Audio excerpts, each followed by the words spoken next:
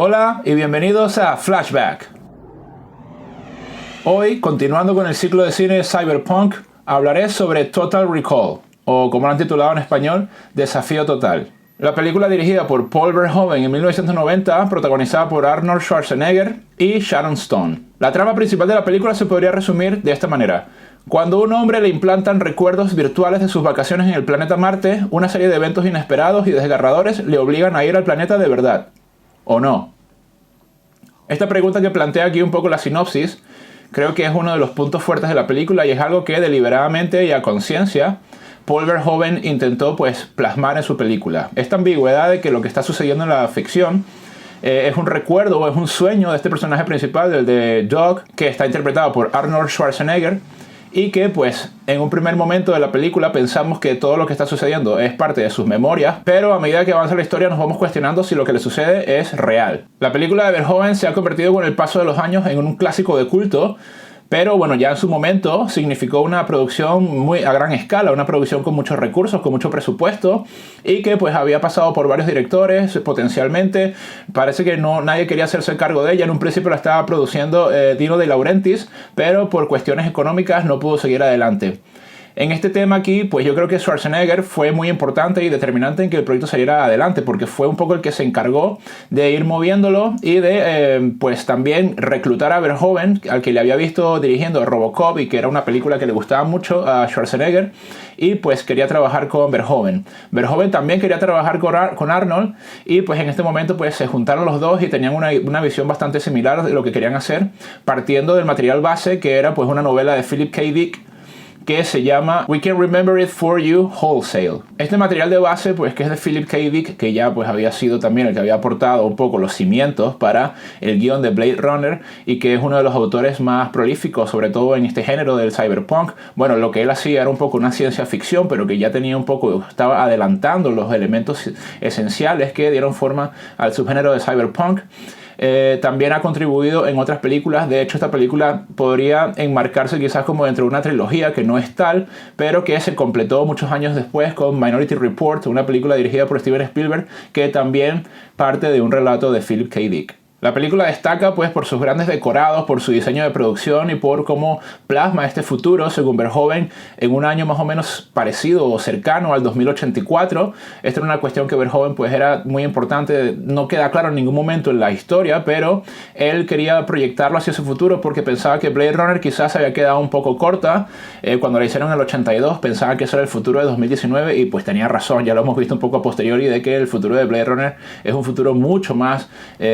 adelantado del que hemos vivido ya en el año 2019, donde todavía no llegamos a ese nivel de tecnología que había en Blade Runner. Pero Verhoeven tenía miedo de que justamente con el paso de los años ese futuro que estaban plasmando, donde ya había una colonia en Marte y los viajes interestelares eran posibles y había prácticamente un trasiego o un tránsito entre gente del planeta Tierra al planeta Marte, no ubicarlo en un año 2020, 2030, donde todavía eso ya estamos viendo que es imposible. Entonces este futuro se ve bastante lejano, pero también hizo mucho énfasis en que los efectos y todo tuviese también como esa cuestión también un poco similar a Blade Runner, aunque aquí también introducen bastante CGI y creo que ha envejecido. A veces hay cosas que cantan un poco o que no se ven del todo reales, pero para ese momento significaron un gran avance en términos de efectos especiales. También en términos de maquillaje la película es increíble, la fotografía y todo ese universo que creó aquí Verhoeven, creo que le da a la película esa relevancia a pesar de que han pasado ya 34 años de su estreno. Creo que Schwarzenegger y Sharon Stone también hacen aquí dos personajes muy interesantes. Schwarzenegger le da un poco ese toque más de aventura a la película, que en un inicio tenía un poco más el foco puesto en ese tema más filosófico y existencialista de la cuestión de la memoria, que es uno de los elementos también clave dentro del género de cyberpunk.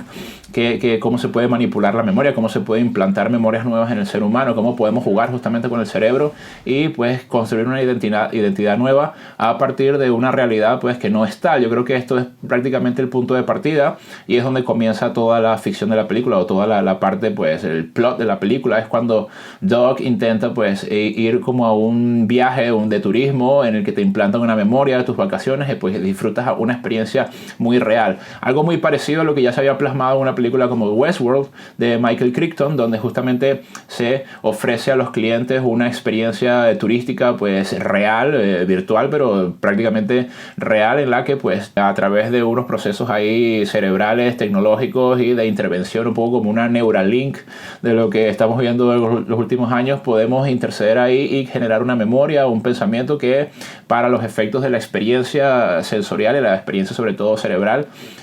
no tiene ninguna diferencia con la realidad. Aquí creo que el tema central de Philip K. Dick, y que bueno, luego desarrollaron los guionistas,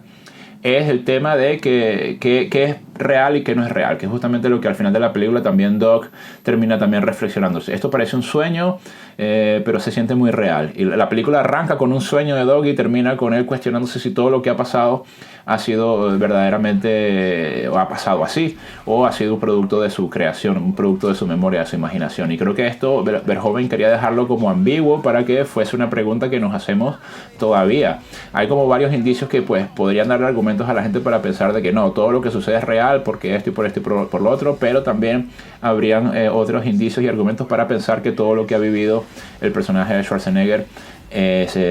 un sueño o una memoria implantada. Otro elemento que aparece en la película y que está bien reforzado y creo que también entronca muy bien con las bases del cyberpunk es que cuando Doc va a Marte pues se encuentra con una colonia de mutantes que son prácticamente los que conforman los guetos o el underworld, que están ahí como en barrios donde pues está la prostitución y el crimen, y son pues como estos rebeldes terroristas que están liderados por un mutante que se llama Kuato, que es una creación de maquillaje muy interesante porque es como un mutante que está en el vientre o en el estómago de otro personaje. Y es el que lidera un poco toda esta revuelta, esta revolución, toda esta gente pues que son como los rebeldes de este planeta que luchan contra Cohaagen, que pues se presenta aquí como el gobernador, el presidente, la autoridad, ¿no? Y entonces pues se genera también esta dialéctica o esta guerra, esta lucha también de clases y de cuestiones pues de estratos socioeconómicos y políticos y de poder, que es una de las luchas que está siempre también muy presente en el cyberpunk, ¿no? Entonces todos estos mutantes que son como los olvidados, los marginados, pues quieren liberarse de Cohaagen y su explotación, y en este caso pues Doc aquí se muestra como una de las piezas fundamentales para que esto suceda. En la ficción de la película, Doc es como un espía que pues se infiltra en los rebeldes y que de alguna manera los traiciona, pero a medida que avanza la película, Doc pues se da cuenta que su misión en realidad es liberar a este pueblo y pues activar ese gran reactor nuclear que es capaz de convertir a Marte en un planeta habitable, y que bueno, hasta ese punto pues resulta que la vida es muy precaria para la gente pobre. La mayoría de los que habitan Marte pues la vida es prácticamente insoportable, pero Doc aquí se muestra pues como el salvador. Entonces pues ahí en términos de cyberpunk la película tiene varias de las señas de identidades muy importantes o que le dan a ese género pues su identidad, que es pues este futuro muy lejano, esta cuestión también un tanto pues distópica de lo que ha pasado con el futuro y cómo se ha manejado la especie humana con respecto a la forma de organizarse y a la forma pues de relacionarse entre las diferentes clases sociales, y también esta cuestión de los mutantes, esa cuestión de los marginados, esa cuestión de la gente que ha tenido menos fortuna y que pretenden también rebelarse pues contra el sistema también. En este sentido pues Total Recall, ¿no? Que viene de la empresa Recall, que es la empresa que te da estas memorias, pues también es como parte de ese sistema, de ese establishment, de esas grandes corporaciones que controlan y dominan el mundo. Otro de los elementos por los que Verhoeven también se ha destacado, y que yo creo que sin quererlo mucho, como casualmente ha sido uno de los directores que ha aportado más al género de cyberpunk con películas como Robocop y películas como Total Recall. Él mucho más adelante, después de un tiempo, pues revisitó esta película y le pareció que la película verdaderamente era una película muy violenta, y creo que fue una de las cosas por las que sufrió también muchos recortes en su duración y en su montaje final. Es una película que fue muy controversial pues por la forma explícita en la que mostró la violencia, y yo creo que pues Verhoeven, lo mencionaba en mi análisis de Robocop, que te voy a dejar un link aquí abajo para que lo veas, es una de las películas que analizaban este ciclo.